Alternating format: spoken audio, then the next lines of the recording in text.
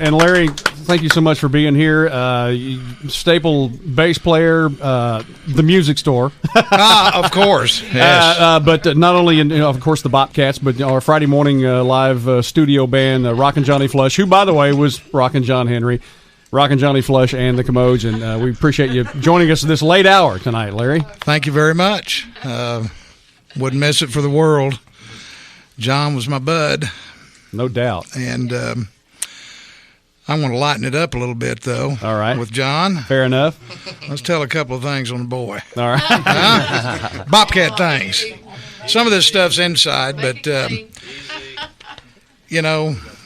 John would walk in a room with the band. He'd walk in the door and,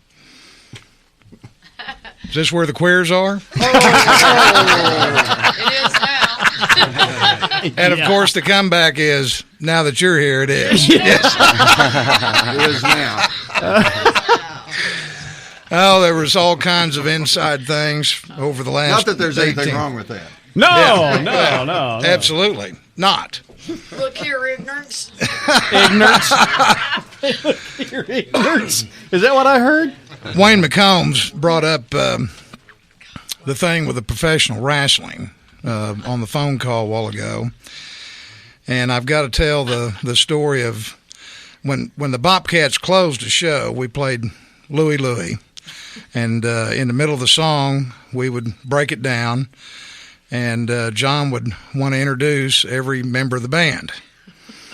And over the years, when he came to introduce me, this was after this little incident I'm getting ready to say, I was always introduced as from parts unknown, Arkansas heavyweight wrestling champion, now bass player with the Bobcats, and introduced me. And the way that got started, we were playing I think it was a car show for Darryl Starbird in Oklahoma City 15, 16 years ago. And we'd played an afternoon show. And John was there, but two of the other people in the band couldn't be there because they had to work. So we kind of limped through that set, and it was not all that good. So I was a little bit perturbed. But anyway, John had taken that opportunity on that particular day as the first time to introduce from parts unknown, Arkansas heavyweight champion, used to wrestle Bolo and Danny Hodge, and introduced, he made you a star, man. Introduced me, okay? Yeah. We're off stage. I'm putting my bass up. This guy over here on the side of the stage is over. I hear this guy yelling, "Al! Hey, Al! Al! Hey, Al!" I wasn't looking around. My name's not Al. He kept saying Al. I finally looked up, and he's looking right at me. And he's kind of a carny looking guy. And he looks at me and said, "Hey, you remember that time me and you wrestled Danny Hodge?" John was sitting there watching this whole thing, and it was over from then on. It was from parts unknown every time from then on. Wow. There's just all kinds of anecdotes like that. And I don't guess he ever told that story later on in years, did he? Oh no. Never. Oh, it was wonderful.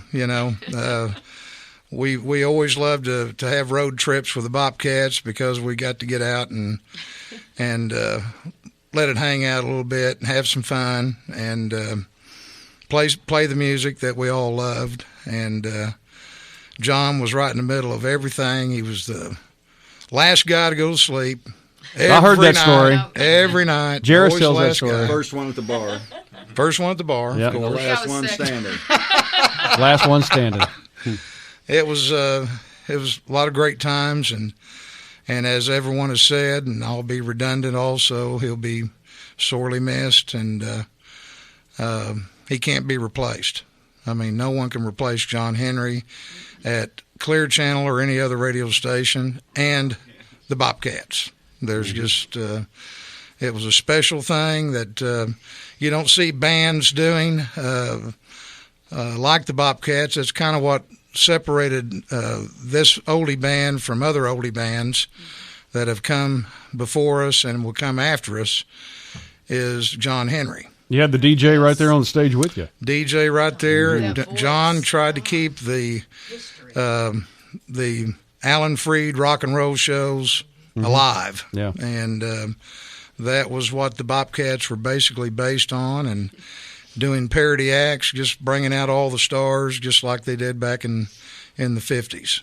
I talked to a couple of the band members and asked them, what do you do now that John's not there? And I've, what do you do, Larry? Do you put the lone mic up there? Do you? I think that's consideration. Yes, absolutely. I mean, if the Bobcats continue on playing, which I'm sure we will, because I think that's what John will want to happen. I truly do. I haven't had a chance to talk with Jimmy and Johnny and Barbara and Lola about what their thoughts are. Of course, John and the family, that band started out as a family band, and it evolved into what it is today. I did not know that. Yes, it did. It started out with John playing acoustic guitar over at Dave and Jill Riley's, and Jill being John's sister, David the brother-in-law and the drummer, and cousins Sue Ann and Gwen. They were all over there, and they began singing with John playing acoustic guitar, and that evolved into, well, let's make a band out of this. And I think guys like Alan Lambert and Bob Scott and several others came in and garage band kind of thing. Yeah. And it evolved into playing some jobs, and then even opening up their own club called The Hop. That Billy Bob Jimmy Joe right over here, Bill Snow. Oh, Bill Snow. When did you sneak in here, brother? Wouldn't know all about that. I know you had to call so we'd let you in. Well, and Billy Holden. Yeah. Billy Holden, that was back in the real early days of the Bobcats, when it was Billy and the Bobcats. And when a lot of people thought the Billy was Billy Snow, but no way I'm going to claim for that. it was a guy named Billy Holden, guitar player, who was a wonderful oldie guitar player, singer kind of guy. And Billy's still around. I hope you're listening. But it went from that. When Billy Holden left the band, it just got shortened to just the Bobcats. John has always been the focal point of that band. Am I right, Billy Snow? Yep, always has been, ever since day one. Yeah. And again, it was a family situation, and got started out just for fun, something to do, to have fun with the family, and it turned into more or less a business. And The reason I got into it for fun, yeah, I'd met John in '78, and did a jam at some people's house parties and all that stuff. And Bob Scott, was the first original sax player, was from Coffeyville, which had the old Rodney and the Blazers. So I'd gotten off the road at the end of '72, and ran into Bob at some club. He said, "Hey, you still got your bass rig and everything?" I said, "Yeah." "What you got?" He said, "Well, a bunch of people going to get together, and we're going to play some, jobs. No money, just free food and free booze." And I said, "Hell, I'm in." I said, "I'm in. That's John. kind of fun." Hey, It wouldn't be. Yeah. 6 nights a week, no money. I'm in. We played John. We played 2 jobs for nothing for food and booze. One was a party, and the first gig we ever played was in a 3-car garage. And then I'm going, well, what's this all about? We're having fun. And what's this? What counts? Well, next thing I know, John and Bob Scott got together, and we were playing Studebaker's, opening it up. I said, "Well, there goes the fun. It's all back business again." And John said, "Oh, you don't know. You can do this. It's be fun anyway. We'll have fun, I remember we'd go to rehearsal. We put that thing together. I was working a day job, playing around with that thing, just a hobby. And we get through the rehearsal, and it took me probably 100 steps to get to the car from the back of the rehearsal hall, because I'd take a step forward and sideways, and John would still be talking to me. So we'd stop and we'd talk a little while. And I said, "John, I got to get up early tomorrow." And okay, and he just kept on talking. So I'd take another step, and here he right behind me, was right beside me. And it took, most of the time, about 2 hours to get 100 steps. 50 feet, maybe, something like that. John wasn't very good on the loadout. No. That's why. That may be where he We developed started that long at 5 conversation. o'clock in the morning. Jimmy and I were just talking about a deal. Should I tell this, Jimmy? All right. We did that Mary Kay convention in Dallas 2 weeks. 2 weeks in a row. The big national convention. We played Monday and Wednesday from 6 to 7 and Tuesday and Thursday from 7 to 8 in the morning, continental breakfast for 10,000 women. Of course, we'd go back and eat and we'd get a nap, and then at nighttime we'd party a little bit, or quite a bit, you know. And we'd go to the gig the next morning. And when we got ready to leave, Barbara came up and said, now, John and I were going to room in the same room together. He said, now, Billy, you take care of him. I said, oh, I'll take care of him. Don't worry about that. I'll take good care of that boy. Yeah. You know? And we had some private jokes we can discuss right now. Thank you. Thank you. You're welcome. He sure does So- have some. Lips on it. Better get up in there in them woods. boys. Bill, I got our soap here. But Jimmy and Barbara came down that second week, and they came down. Of course, we had been partying. That was our day off. And I stopped John from walking in the water in the pool 2 or 3 times, and he had this funny walk. When he was walking, his legs went up clear up high. I mean, they weren't normal. They were just kind of high. He just high stepping. And about walked in the pool twice. And I'd holler, John Henry, this way. And he'd look at me and say, okay. So Jimmy and Barbara got there. And boy, Barbara took a look at him, and oh, she got mad at him. And then she looked at me and said, I thought you were going to take care of me. I said, well, you were coming today. I thought I had the day off or something. You know, I was skating real hard. Yeah. And you Jimmy never said, stopped, did you? Jimmy said, I still remember that. You couldn't. How old were you then? 3. 8? A lot of years. Well, I remember, John, you guys probably still do Stagger Lee. Yeah. I used to sing that. Well, we get, you know, how everybody knows how Stagger Lee goes. You know, night's clear and the moon was yellow. And we used to have a little hesitation in between yellow and then the song. David would kick it off time it. That Larry Bell singing, it's the teeth is yellow. Well, we were playing this Elks Lodge or something. I don't know, we probably had 500-600 people in there. We start that thing, and the moon was yellow, and a little hesitation. All of a sudden, I hear this somebody, hello. You know, John, hello. And I look over across the stage, and he's over just waving to everybody, saying, hello. Just, it wasn't planned. And I'm going, what is he doing? And I'm going, well, hello, everybody. And John's still going, hello. And he won't stop. Well, the whole band starts laughing, and he's still going, hello. And everybody starts looking, and he's going, hello. And they all start waving, hello, back at us. We were on our knees laughing. We couldn't do the song. You know. He had a ball with that deal. John you guys liked to have fun. He was always wanting to play some good jokes on people, and I pulled one on him one time. yeah. We played. Do we need to hear this? Yeah, this is good. Is this allowable? This good. Yeah, this is allowable. Okay, all right. This is true story. All right. Allowable. Clean. This be clean. Yeah, We We'll played. see. We played the Sepulpa place outside of town, the fairground deal. Fairground Yeah. Arena. Yeah. For a class reunion. And we had everything in my van at that time, all the equipment. Well, we got some new stuff, heavier stuff, and that van was squatting all the way to the ground almost. So John's with me in the van, and everybody leaves, and we're the last ones out. Well, we get down close to town, and I have a flat tire in the right rear. So we got to unload some of the equipment to get to the jack. We get it out, and it's too heavy. We can't, the jack won't. So we got to unload most of it. We get it jacked up, and we're kind of on the incline, and the van's wanting to start to roll even in park. No. Well, I had a good van. You know, Yeah. slick. You still do, don't you? I looked over at the side, and John's, I'll hold it. You know, hold on to it. I said, well, I got it now. I said, I looked over, and you know how cement, rocks are, well, you know, rocks and cement that are busted in big chunks stuff.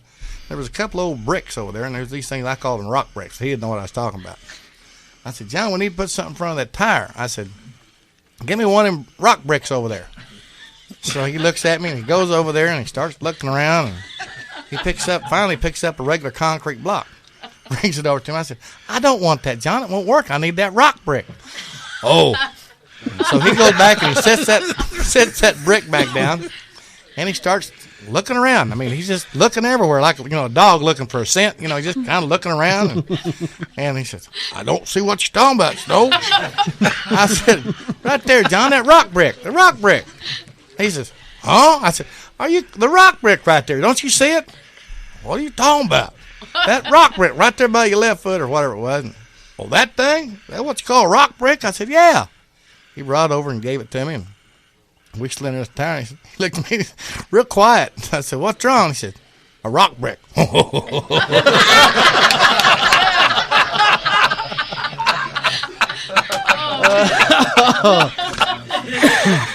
Boy, I'll tell you what, you boys have got to the root of it now, and I'm not sure we needed to hear all of that. Well, it can go on all That's good night, stuff. but it needs to be after you go off the air. Well, maybe pretty 3 a.m.? much. Can you guys hang around? I'll be here all night. Okay. One thing about this guy sitting next to me, Richard Coffey, of course, he only, breathes to, he takes a breath to change feet. And, anyway, we'd make up song lists for a set, and Richard'd see the song list. Well, how come we're not playing this thing right here? And to this day still does that. And to this day, John Henry would say to Richard, play the drums, collect the money. I'd be thinking again. And You thinking again, it Richard? would never go very far. All I can say about I was fortunate enough to I would end up being rooming with John Henry on these road trips we do, and a lot of times we drive together. And there was I don't believe I'd have told that one. Many times I'd be the one driving John back for his radio show on Saturday morning. If we'd have a Friday night gig in Wichita or Lawton or something, and so I know all the listeners out there have stories and appreciate John.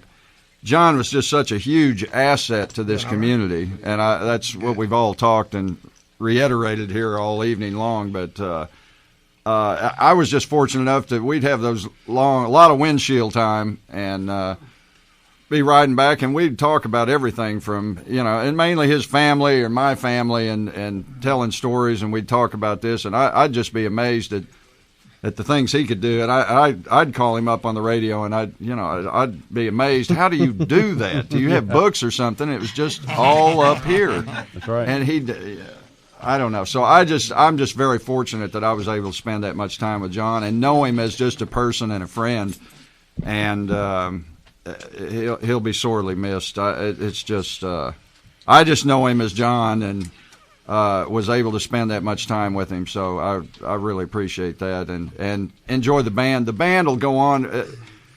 We're just a band without him. He made the show, those announcements that he could do and tell those stories and introduce those songs. It's irreplaceable. You can't replace that. What song are we doing?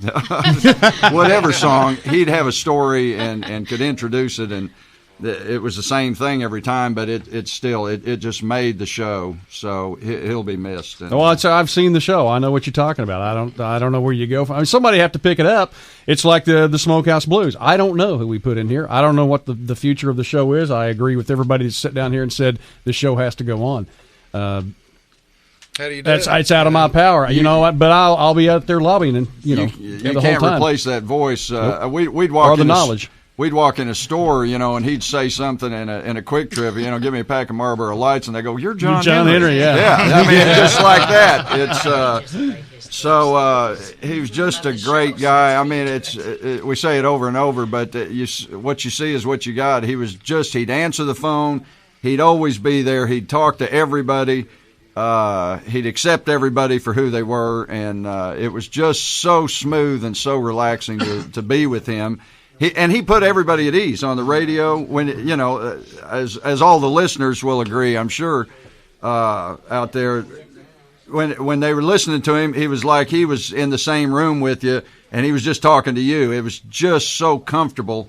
He had that warmth and comfortable guy. That's well put. Well put. Yeah. Well I don't put. think I ever saw John ever get mad or even heard of him. I second Never. that. Never. Never. As long as I've known him. In the 10 years that I've played with him, I don't ever remember the guy being mad.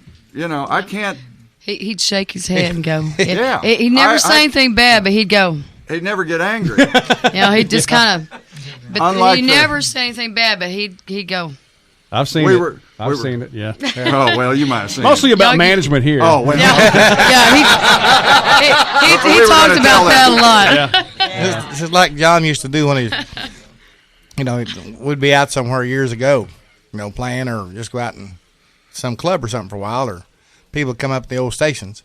And he'd listen to them play, and he would never say how good they were or how bad they were or anything else. Even if they were terrible, he'd never say a word about it. And all the young kids would always look up and talk to him. He said, he always said, "Just make your mama proud."